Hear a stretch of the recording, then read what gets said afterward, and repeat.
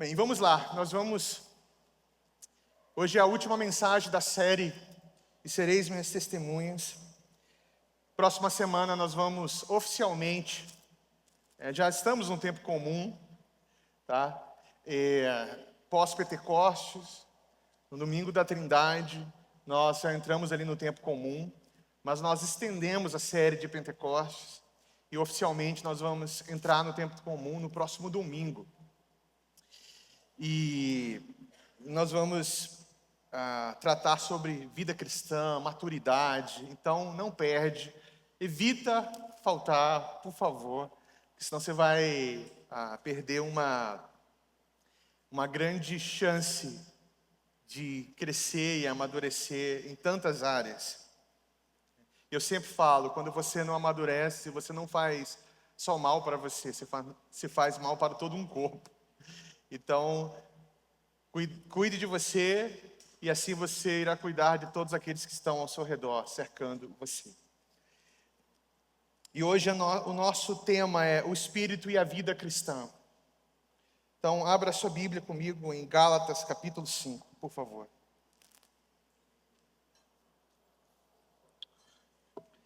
Você pode deixar também já aí marcado Romanos 12. Gálatas 5, nós vamos ler a partir do verso 13. Tá? A partir do 13. Assim é a palavra do Senhor. Porque vós, irmãos, fostes chamados à liberdade, porém não useis da liberdade para dar ocasião à carne. Sede antes servos uns dos outros, pelo amor.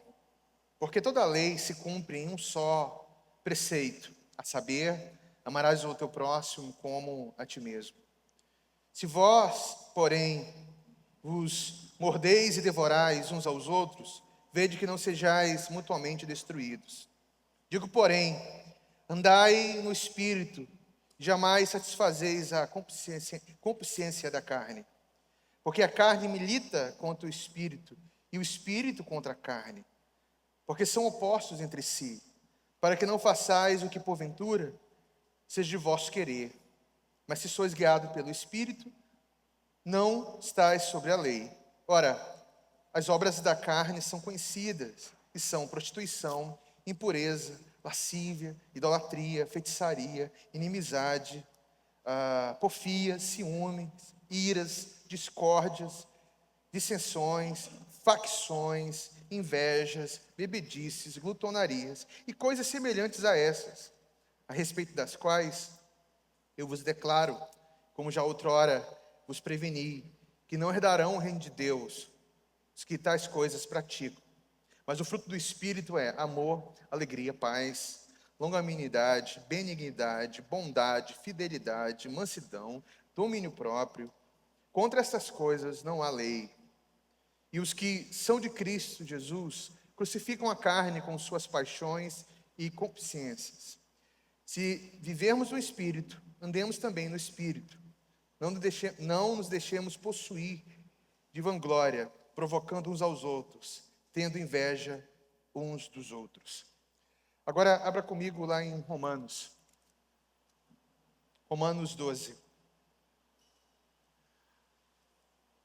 Romanos 12, vamos ler versos 1 e 2. Rogo-vos, pois, irmãos, pela misericórdia de Deus, que apresentei o vosso corpo por sacrifício santo e agradável a Deus, que é o vosso culto racional. E não vos conformeis com este século, mas transformai-vos pela renovação da vossa mente, para que experimenteis qual seja a boa, agradável e perfeita vontade de Deus. Até aqui, vamos orar mais uma vez.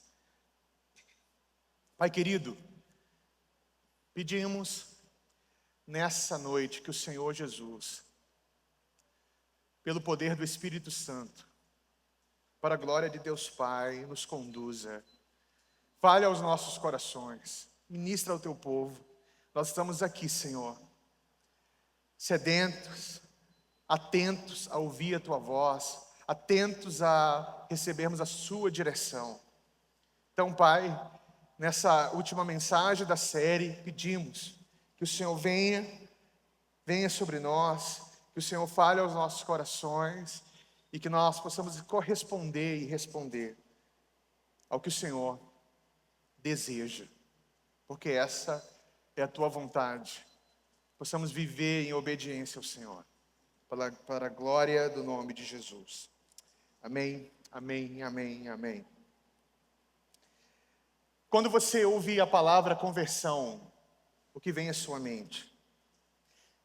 Por que você se converteu? É interessante porque, dependendo da tradição, ou até mesmo do meio que a pessoa convive, ela vai entender a conversão de um jeito.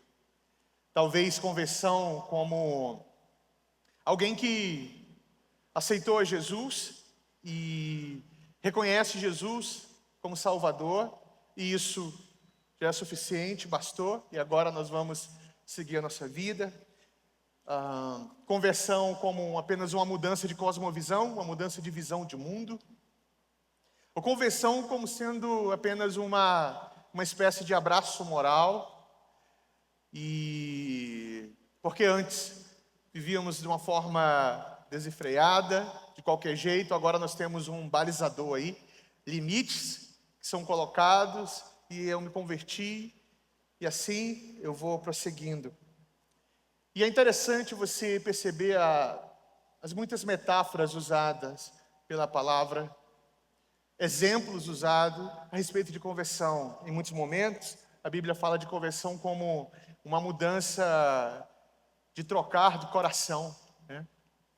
Um coração é mudado, ou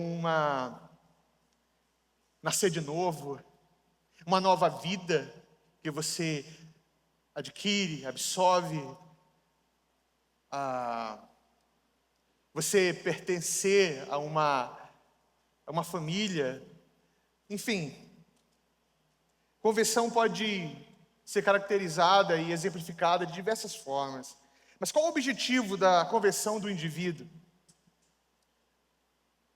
O que significa ser um convertido a Jesus Cristo?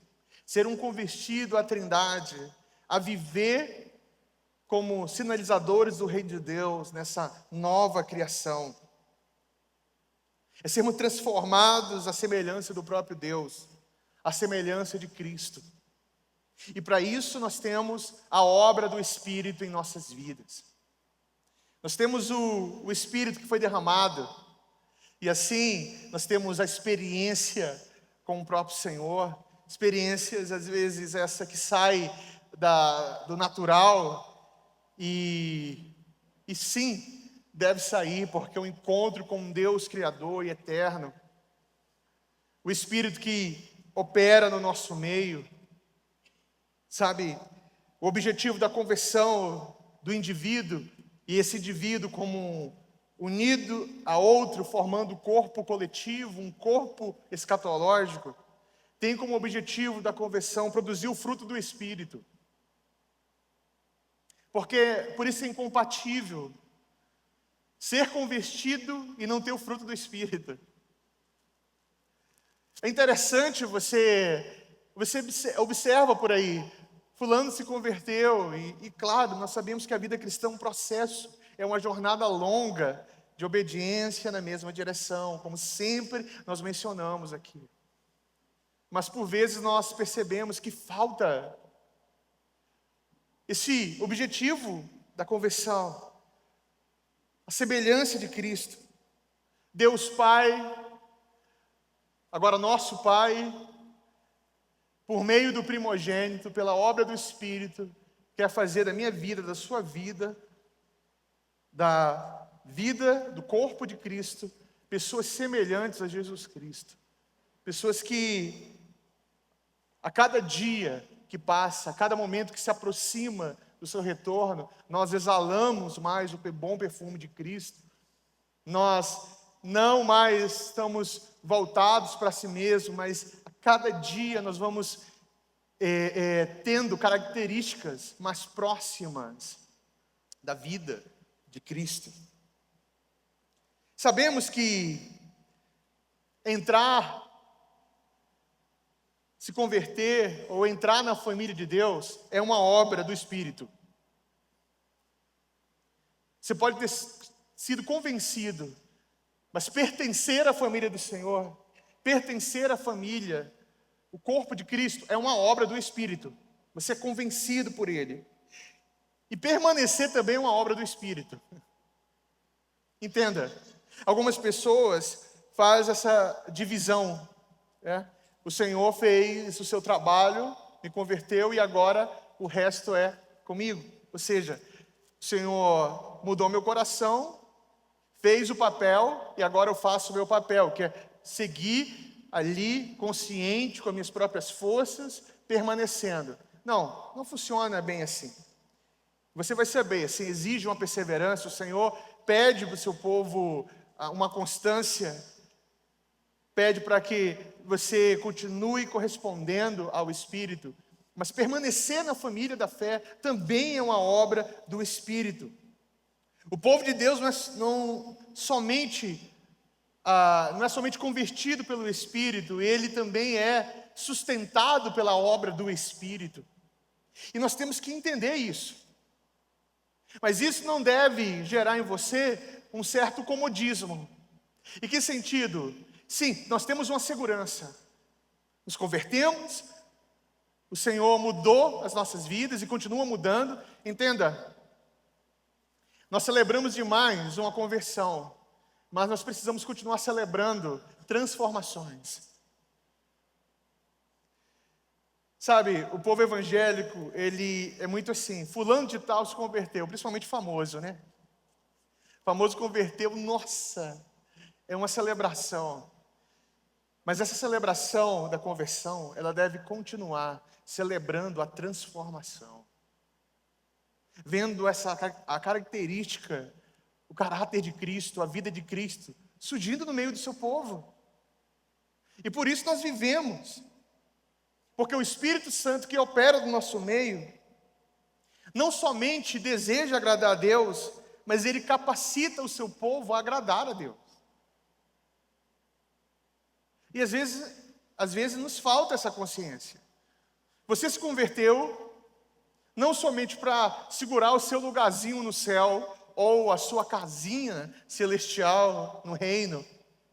Sabe, nossa, me converti, já tenho meu espaço ali pequeno, e se eu for um bom garoto, uma boa garota, eu vou estar do lado de Jesus. Não sei se você já ouviu isso, mas algumas vezes já ouvi pregações assim que, dependendo do caráter do sujeito, mais próximo de Deus ele vai estar no trono.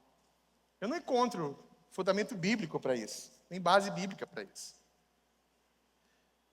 Até porque a palavra fala que Deus será tudo em todos no seu reino.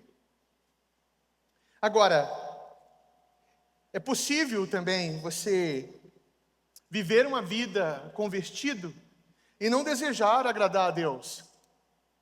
Sabe, você cumpre o seu papel, você está aqui, você vem para o culto, participa de uma atividade aqui, ora você contribui com uma coisa, quando apraz, quando dá, está aqui, fazendo o seu papel, seguindo e tocando a vida numa boa. Mas eu acho que o Espírito Santo, e segundo a palavra é isso mesmo, que opera em nossas vidas, tem intencionalmente, na sua ação, o desejo de gerar em nós um desejo de agradar a Deus de uma forma constante. Gerar em nós um caráter que se parece o caráter do Filho de Deus, o primogênito. É por isso que nós somos chamados filhos. E em Jesus Cristo nós somos adotados.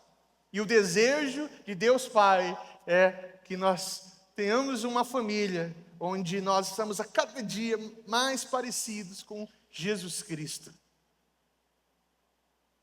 Aí você fala, pastor, eu conheço isso muito bem. Inclusive eu repito isso sempre. Bem, será que isso precisa estar apenas na consciência? Ou isso exige de nós uma intencionalidade na forma e na vida cristã? É por isso também que a ética do Espírito começa com uma coisa, chamado mente renovada. Nós lemos ainda há pouco. É porque somente dessa forma nós podemos determinar qual é a vontade de Deus e assim agradá-lo. Ter uma mente renovada é ter uma mente transformada. É perceber, é ter a consciência onde nós estamos, nossa condição, o caminho que nós devemos trilhar. A mente renovada pelo Espírito leva-nos a compreender que o amor deve dominar sobre tudo. E apenas essa mente renovada pode descobrir como amar mais e amar verdadeiramente. E aqui é interessante nós citarmos o amor. Eu vou já mencionar sobre isso, porque dependendo também da sua condição, a condição do seu coração, da sua mente, do seu contexto, você vai compreender amor de uma outra forma. Vamos já compreender isso aqui.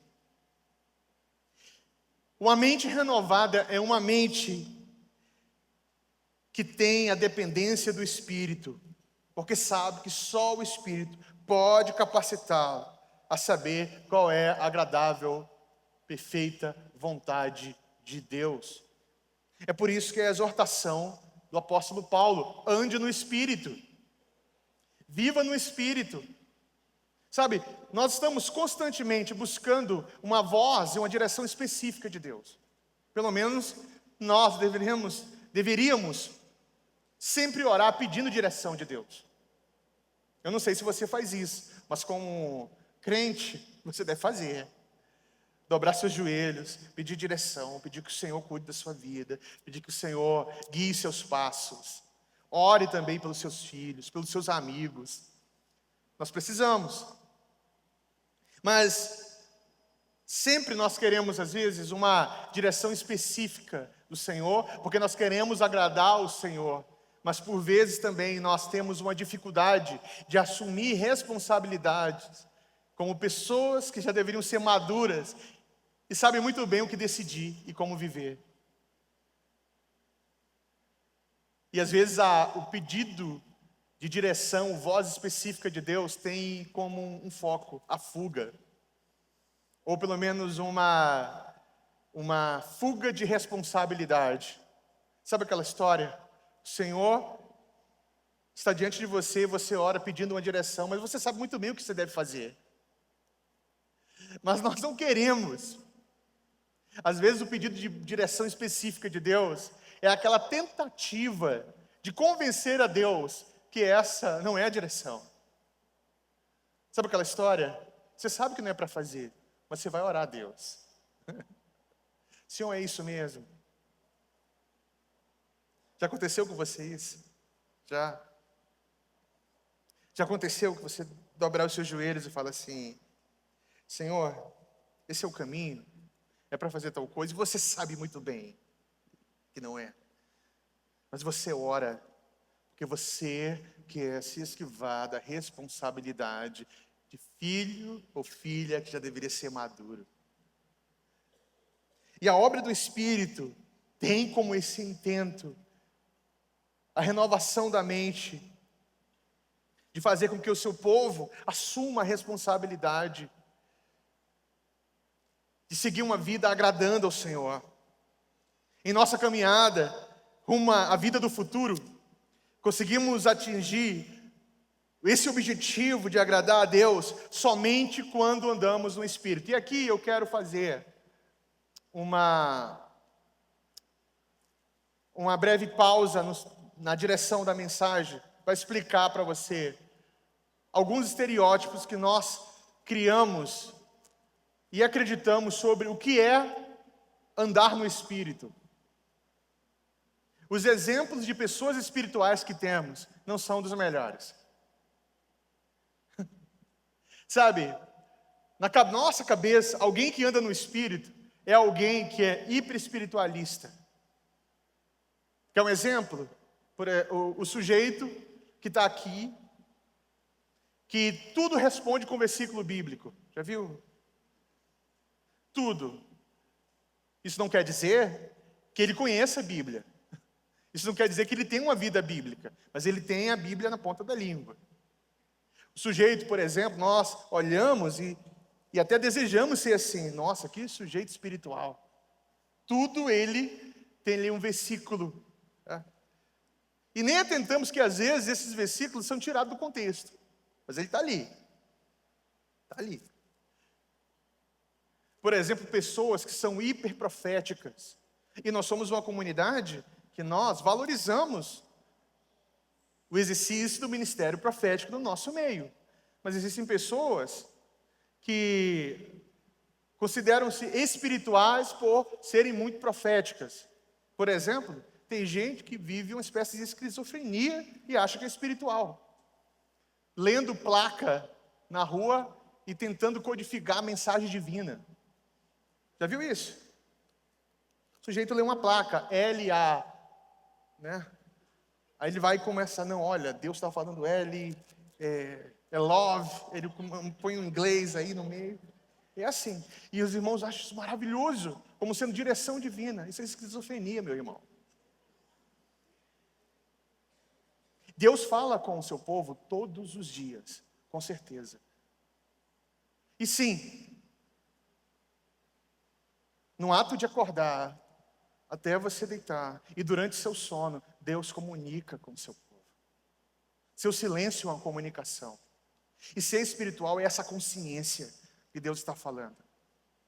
Nós temos uma espécie de loucura de achar que tudo está codificado. Deus está codificando.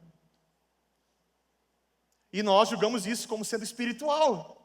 É lógico que existem mensagens que são assim, mensagens que você sabe que Deus está falando e você não está compreendendo. Já aconteceu comigo e acontece assim, de vez em quando. Você não compreende muito bem. Mas nós temos essa ideia de pessoas espirituais, pessoas que andam no Espírito, pessoas que são assim.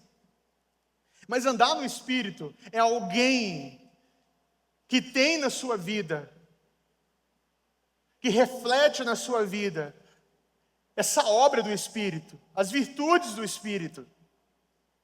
Alguém espiritual é alguém que tem na sua vida e que luta para isso, que persiste nisso, o caráter de Cristo. Sujeito que ama a palavra, sujeito que tem o fruto do Espírito na sua vida, que ama, o sujeito que persevera, que encoraja.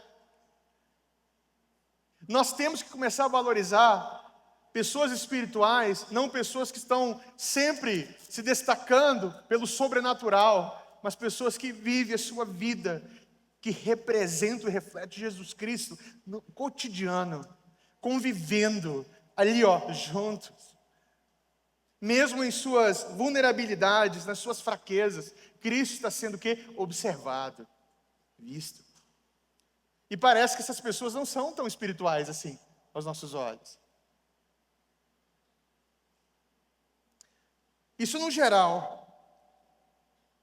E assim é que nós nos tornamos cada vez mais semelhantes ao Filho de Deus, nosso Senhor. A metáfora que é utilizada, e eu gosto dessa metáfora, o teólogo Gordon Fee, em seu comentário de Gálatas, ele usa essa metáfora, que fala que quando o Espírito Santo, quando nós somos batizados, quando ele vem morar em nós, nós somos infectados. Na nossa cabeça, quem já pensou assim, nossa, quando eu me converti, Deus já deveria ter resolvido o problema. Já pensou assim? Por que eu continuo ainda nessa luta? Por que eu tenho que passar pelo que eu estou passando? Porque no ato da conversão, Deus já não mudou tudo. Me fez perfeito, perfeita, sem nenhum problema, mas eu preciso lutar contra essas coisas, por quê? Você já pensou isso? Você já errou e foi orar e falou, Deus, por quê? Seria muito mais fácil, pronto, eu me converti e acabou. Eu sou um perfeito andando na terra, estou refletindo Jesus, E eu não preciso mais ficar nessa batalha louca, que é essa luta da carne contra o espírito. E o Gordon Fee fala o seguinte, que quando recebemos o Espírito na conversão, a perfeição divina não se instala em nós. Sabe, como um download. Sabe o que é? Se converteu, o pacote da perfeição de Deus foi instalado em você. E agora pode caminhar como você quiser, porque está só Jesus, está puro suco de Jesus na sua vida. Não, não é assim, meu irmão. Não é assim. Apesar que alguns irmãos pensam que é assim. Já me converti e acabou. Todos os meus atos são atos de Jesus. Não. Um engano terrível. Um engano terrível. Ele fala que a perfeição divina não se instala em nós, mas nós somos infectados por ela. Fomos invadidos pelo Deus vivo na pessoa do Espírito, cujo alvo é nos infectar completamente com a semelhança de Deus, a semelhança de Jesus Cristo. E por que ele usa essa metáfora de sermos infectados? Porque assim, alguém que é infectado por alguma enfermidade, por algum vírus, ele não morre na mesma hora. Ele vai apresentando sinais dessa enfermidade. Vai progredindo, até ele ficar bem enfermo. Fala assim mesmo é a vida cristã. Você foi infectado, mas à medida que você vai caminhando como um crente fiel, continuando, as pessoas vão percebendo que você foi infectado pelo Espírito, pela perfeição. E ele fala, você deve chorar se isso não é percebido na sua vida. Você não deve se acostumar com as coisas que não são bem assim. A vinda do Espírito como renovação de nossa mente, dar-nos um apetite celestial por esse fruto. Você deve desejar o fruto do Espírito. Você deve desejar ser como Jesus. Você não pode simplesmente falar assim, olha, eu amo a Deus, mas o Senhor sabe que eu ainda estou nessa luta, não consigo vencer e assim, Deus me conhece, Deus sabe. Eu fico pensando, Deus sabe, é um problema no nosso meio, porque Ele sabe mesmo. E às vezes quem fala Deus sabe não tem consciência que Ele sabe de fato. E que nós estamos diante de um Deus que tem um zelo pela vida do seu povo, pela noiva. Sabe, meus irmãos, em todos os aspectos, a obra de Cristo em nossas vidas tem como objetivo refletir e exalar o bom perfume de Cristo, refletir a Jesus Cristo. Por vezes nós nivelamos a vida é nivelada por baixo. Você sabe que eu e você somos propaganda do futuro, sim ou não? Propaganda do futuro. Nós falamos que um reino está se aproximando. E qual é a propaganda desse reino? Sua vida. O problema é que a forma como nós vivemos não é uma boa propaganda do futuro. As pessoas olham para as nossas vidas e falam assim, ó, se o reino que você espera é exatamente isso que você vive, o que você testemunha, é muito complicado. E isso deve gerar tristeza em nossos corações. Isso tem que martelar a nossa consciência e coração todos os dias. Que tipo de propaganda eu faço? Será que as pessoas conhecem mais sobre você ou a vida do Espírito na sua vida? Sabe, o nosso propósito em estudar sobre maturidade e agora aprender sobre a vida do Espírito na vida da igreja é perceber que esse fruto tem como efeito espelhar o próprio Cristo, refletir o que o povo de Deus representa. E a visão do apóstolo Paulo é que a vida do Espírito deve dominar a vida do povo de Deus. E esse é o único elemento de vida. E ele fala: nós temos que ter a consciência que ainda não somos perfeitos. E existe uma obra da carne aí. Por vezes, meus irmãos, nós justificamos muito as nossas ações. Sabe como? Com as nossas personalidades. Sabe aquela história? Fala assim: eu sou assim mesmo. Eu sou assim. Quer conviver comigo? É assim. É igual aquela história do marido e mulher, né? Em aconselhamento. Ele sabia como eu era, casou porque quis. Você sabe como eu sou, é dessa forma, e acabou. Não, se você é um convertido, você deve andar no Espírito. E você não deve se orgulhar e nem colocar sua personalidade como uma justificativa para suas ações. A vida do Espírito deve imperar. Por vezes, sim, nós estamos num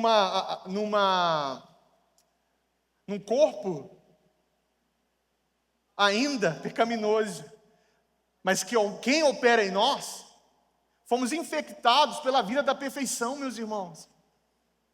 Nós não temos mais justificativas para falar para alguém ou ser o que somos e justificar tudo isso. Não temos, porque opera em nós o Espírito.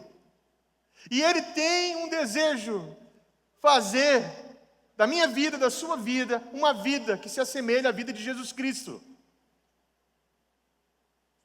Sim, não é fácil, meus irmãos, não é fácil. Mas é por isso que nós estamos como comunidade, como família espiritual. Porque é nessa hora que nós vamos lapidando uns aos outros. Confrontando, nós vamos encorajando, e assim nós vamos compartilhando virtude, vida, para que a obra do Espírito seja observada e vivenciada no nosso meio. A vida do Espírito na vida do povo de Deus é um espelho que reflete Jesus Cristo. E isso é uma coisa, isso é uma noção que todos nós temos que ter, e isso deve nos impactar de tal forma, porque se Cristo não é observado na sua vida, você deve se entristecer por isso. Sabe, andar no Espírito, e à medida que somos conduzidos pelo Espírito, o Espírito produz o fruto. Enquanto os crentes andam continuamente com a sua ajuda, nós temos a ajuda do Espírito. E sabe, o Espírito nos ajuda por meio dos nossos irmãos da fé. Sabe aquela história? Cada um com seus pecados. Cuida do seu pecado, cuida da tua vida e eu cuido da minha. No meio do povo de Deus não é assim. Não é assim. Nós temos liberdade na vida uns dos outros, porque nós estamos em Cristo. Porque nós queremos ver os nossos irmãos exalando o bom perfume de Jesus Cristo. E vendo cada dia mais semelhante a Jesus Cristo. Por isso nós estamos assim. Nós devemos confrontar uns aos outros. Encorajar uns aos outros. Exortar uns aos outros. Consolar uns aos outros. É dessa forma. E é na vida da comunidade que o Espírito Santo opera. Ele fala diretamente ao indivíduo, ele confronta o indivíduo, e por vezes, quando o indivíduo resiste ao Espírito, ele vai sempre usar a vida da comunidade para confrontar você. Sabe aquela história? O sujeito vem falar: olha, o que está acontecendo com você? Você não era assim. Primeira coisa, já vem me julgar. Triste coisa, né? Você já pensa logo, não me julga. Ou nós justificamos a nossa ação com o pecado do outro. Sabe aquela história? Ué, por que estão falando comigo? E o fulano de tal?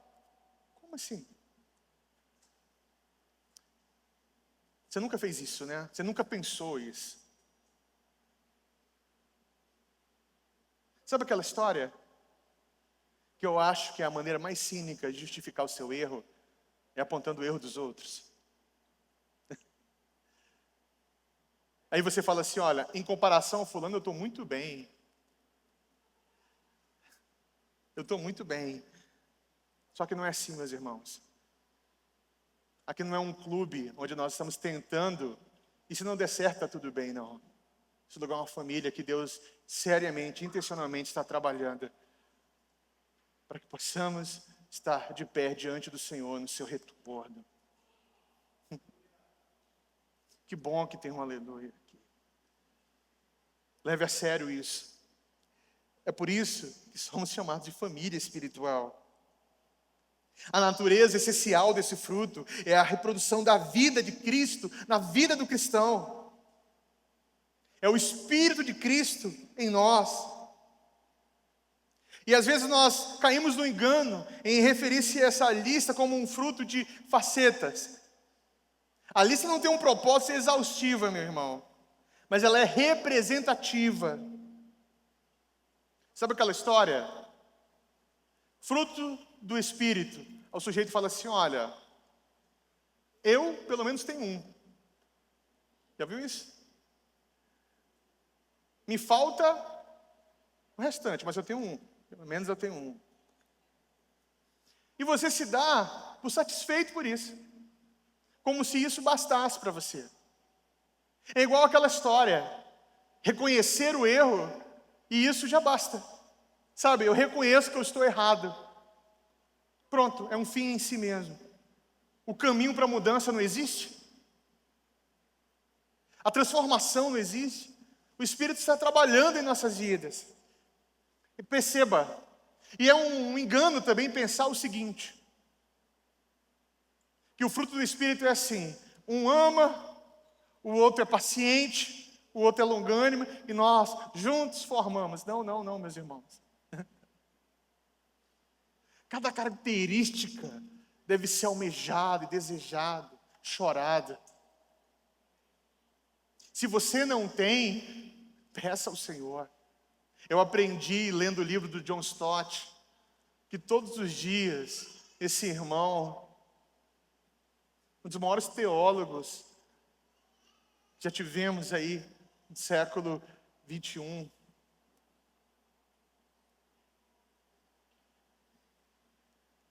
orava todos os dias pedindo do Senhor o fruto do Espírito. Porque ele precisava do fruto do Espírito. Porque o seu Espírito não domina, e se ele não caminhar no Espírito, sua carne será alimentada. E ele vai ser um péssimo representante da vida de Deus, do povo de Deus e do futuro. E sabe, nós vivemos nessa ideia. Se eu tenho um, acabou, tudo bem. Melhor um do que nada, né? Não, parou. E assim, isso você identifica uma dessas virtudes do Espírito na vida do seu irmão, jogue o ego de lado, vá até seu irmão e fala assim, eu preciso ser como você nesse aspecto. Peça ajuda. Não apenas reconheça que você precisa, mas submeta a sua vida para aprender a ser assim. Eu não sou paciente. Deus sabe. Sim, Deus sabe. E Deus quer mudar você. Deus quer mudar você. Tem irmãos na igreja que são pacientes. Vamos com esse irmão. Sente com ele. Peça para ele orar por você. Discipular você por um tempo. Aprenda sobre paciência. Busque isso. Isso chama-se perseverança. É você levar a sério o trabalho do Espírito. Não é apenas justificar o fato de você reconhecer que não.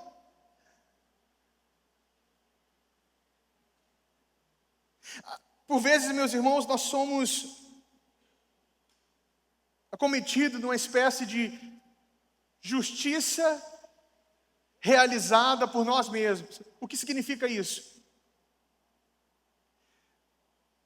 Quando nós precisamos exercer a virtude do Espírito e percebemos que nos falta, nós pedimos para alguém realizar no nosso lugar em muitos momentos. Fulano faz isso porque eu não consigo. Eu não tenho tal coisa. Fulano realiza, justiça realizada, pronto. Eu não fiz, mas fulano fez porque faz. Você não chora porque você não tem. Você não busca. Você não tenta. Nós perdemos a guerra. A vida em Cristo, portanto, é a vida pelo Espírito. É uma vida de alegria, sim. É uma vida em amor. É uma vida com fruto. E acima de todas as coisas, isso caracteriza a comunidade cristã. E sabe, meus irmãos, é sempre um desafio pensar em algo. Que o primeiro fruto do Espírito mencionado ali é o amor. Falei para vocês que eu ia mencionar isso. E aqui o amor não é um amor como algo que você possa praticar ou sentir em conta própria. Sabe? E tampouco ele é distorcido como apenas uma correspondência afetiva. Um amor, ou seja, um sentimento que é correspondido. Nós pensamos amor assim. Um sentimento que é correspondido. Mas na verdade, quando o fruto do Espírito é colocado aqui no amor, significa que nós temos o amor como a prática do sacrifício. Lembra do que o Evangelho nos conta? Que não existe maior amor, pelas palavras de Jesus Cristo, do que aquele que dá vida, que se sacrifica por aqueles que pertencem a Ele. O amor é sacrificial, não é um sentimento correspondido.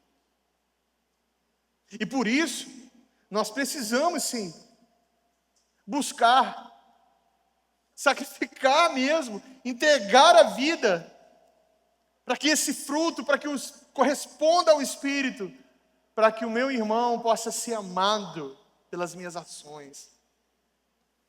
Quando você simplesmente se dá por vencido, você não só faz um mal para você, mas todo o corpo sofre por isso. Porque você constantemente será alguém imaturo, vivendo numa montanha-russa absurda e tendo o ego como direcionador. Que triste coisa. O corpo sofre, você sofre. Mas o apóstolo Paulo também trata aqui, nós lemos isso, que existe duas naturezas em operação em todo cristão: o espírito e a carne. Eu quero ajudar você a compreender isso aqui. O espírito contra a carne. Na cabeça de alguns existe uma dicotomia muito bem estabelecida, que a carne é a natureza, é a matéria. Não alimente a carne. Então por isso faça jejum.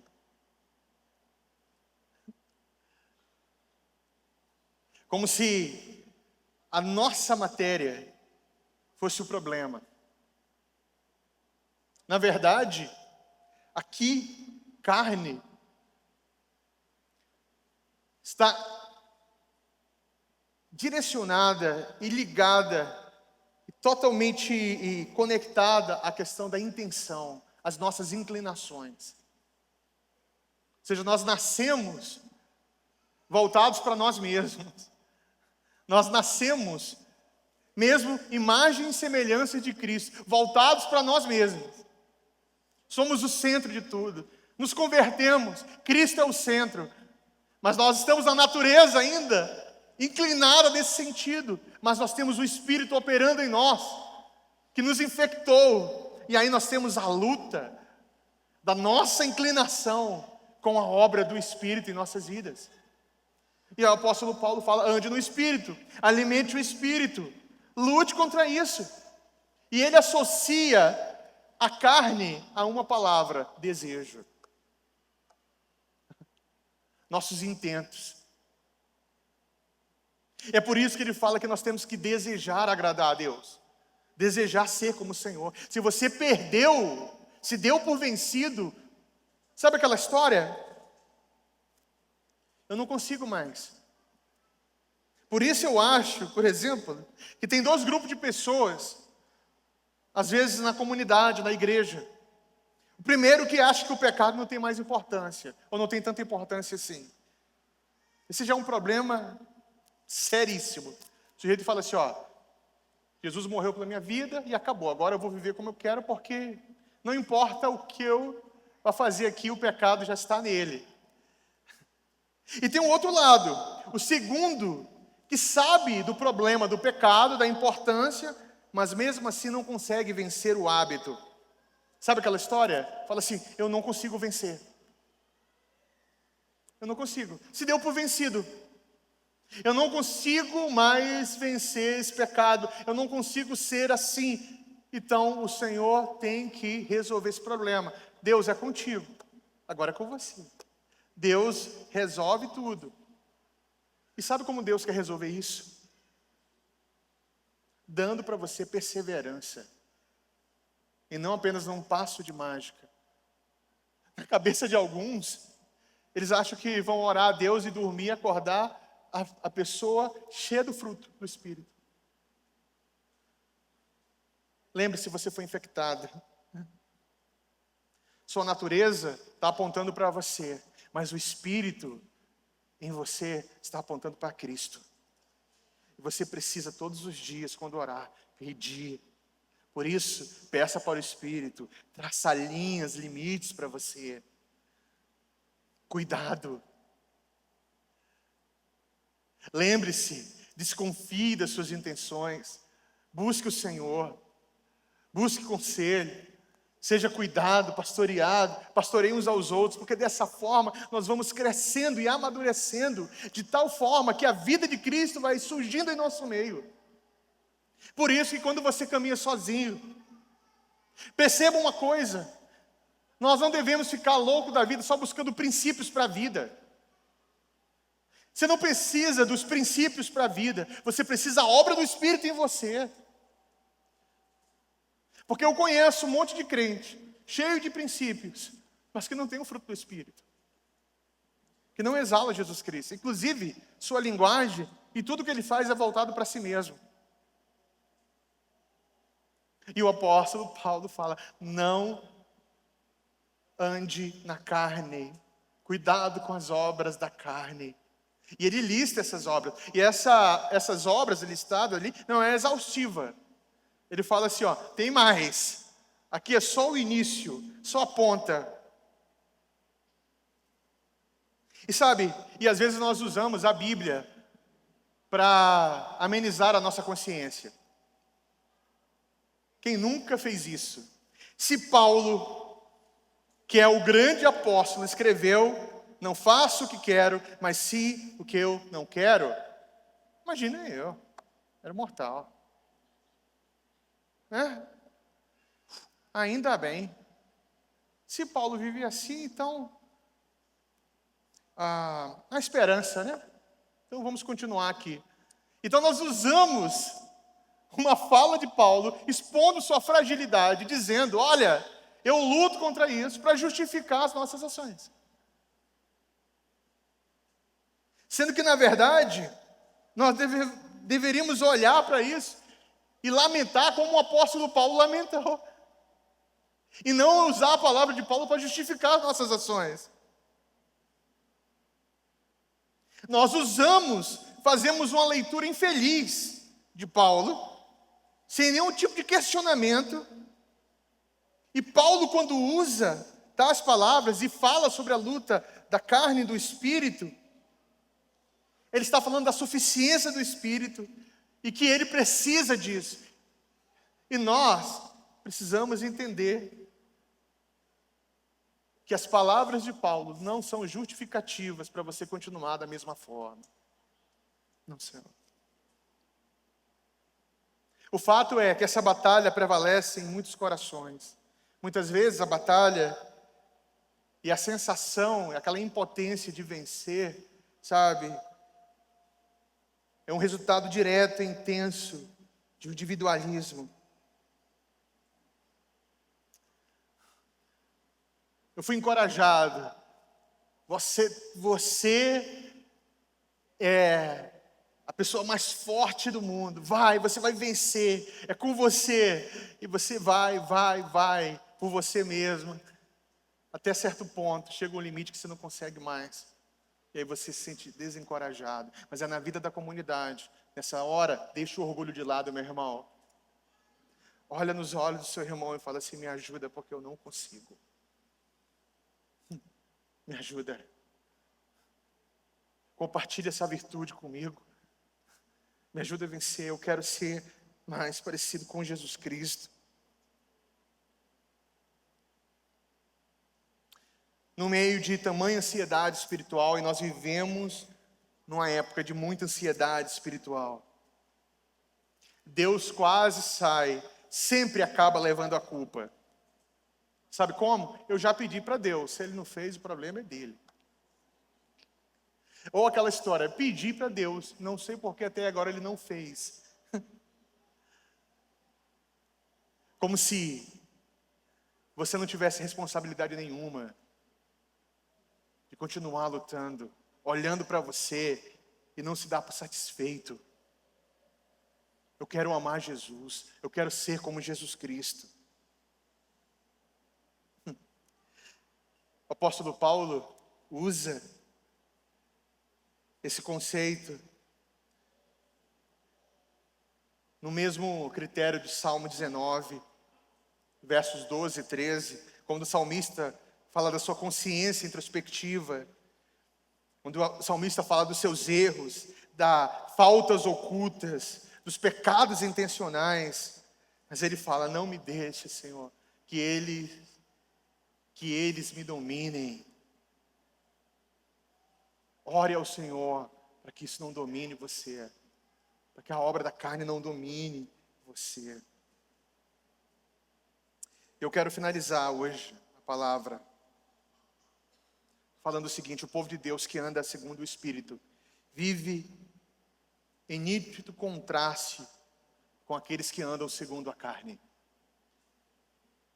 O que falta para você? Eu não estou propondo aqui uma vida de passividade. Eu estou propondo aqui para você uma vida de correspondência à obra do Espírito. Você tem que ler aqui a lista do fruto do Espírito, e você deve almejar isso, e você deve desejar isso: o amor, a alegria, a paz, ser longânimo, benigno, ser bondoso, fiel, ser manso. Te falta mansidão? Chora por isso. Te falta domínio próprio? Chora por isso. É por isso que nós vamos começar uma jornada aqui dentro sobre maturidade espiritual. Que você avance. A sensação que eu tenho é que Deus quer preparar essa comunidade para receber um montão de gente imatura. Só que se esse povo não amadurecer, nós devoraremos uns aos outros.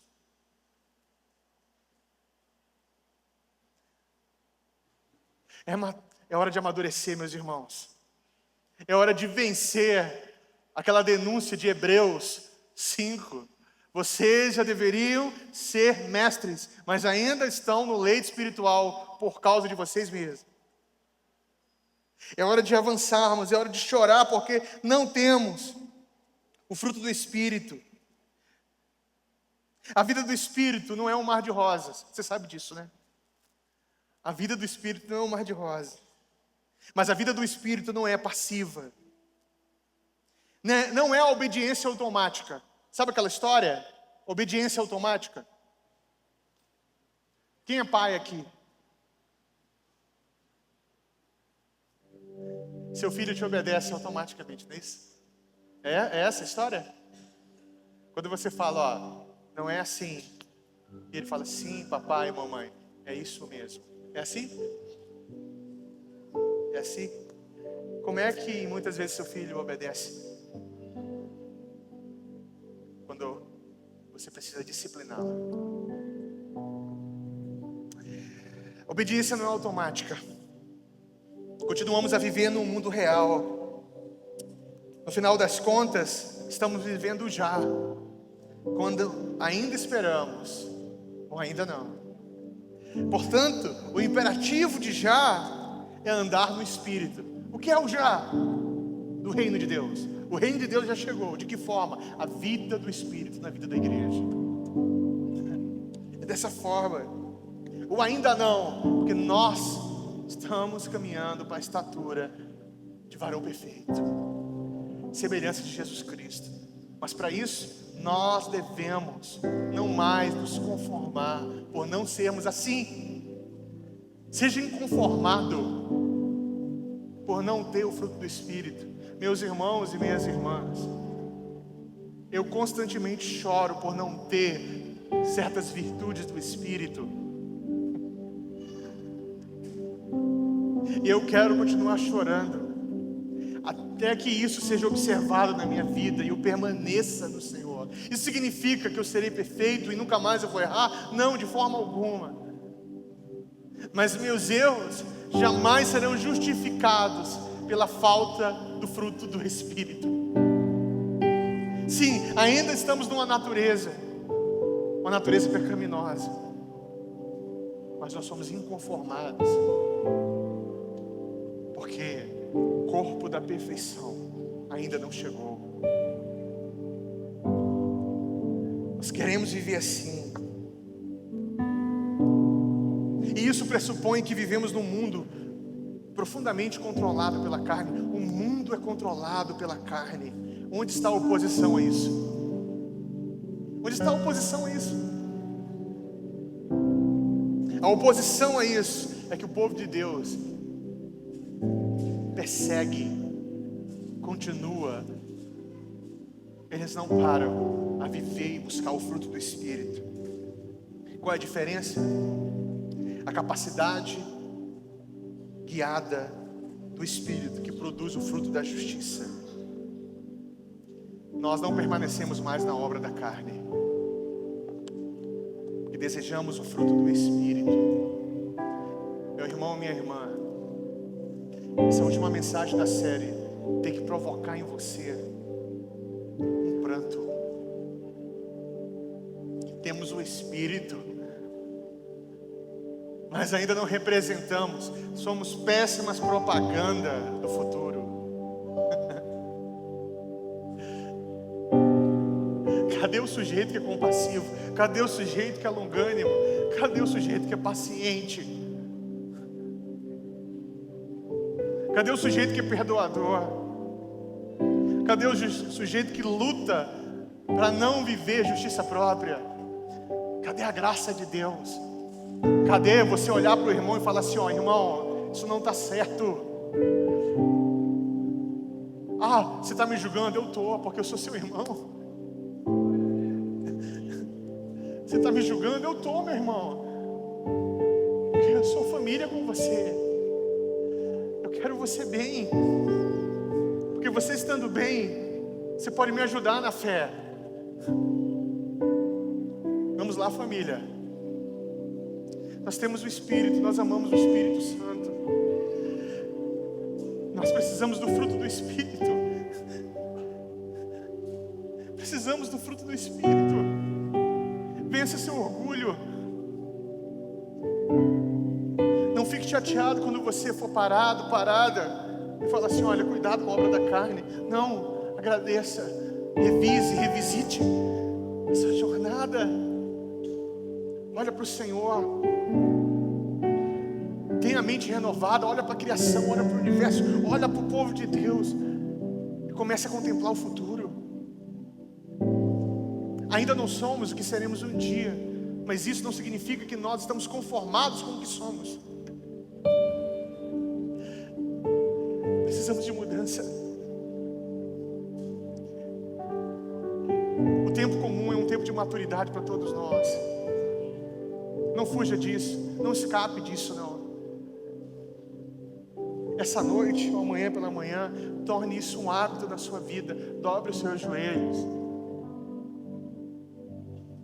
E antes de você agradecer pelo alimento, mais um fôlego, esteja nos seus lábios, que o fruto do teu Espírito esteja na minha vida, que eu exale o bom perfume de Cristo. Se lá no trabalho, no convívio com os meus irmãos, me faltar paciência, Deus tem misericórdia, me dá paciência. Me ajuda a ser longânimo, me ajuda a interpretar, não de acordo com o meu coração pecaminoso, mas de acordo com a realidade do teu reino. Você quer isso, meu irmão? Eu quero. Vamos ficar em pé. E fique em pé, já pedindo do Senhor isso. Enquanto os irmãos cantam uma canção, peça do Espírito Santo fruto. Reconheça na comunidade quem tem esse fruto e vá até eles.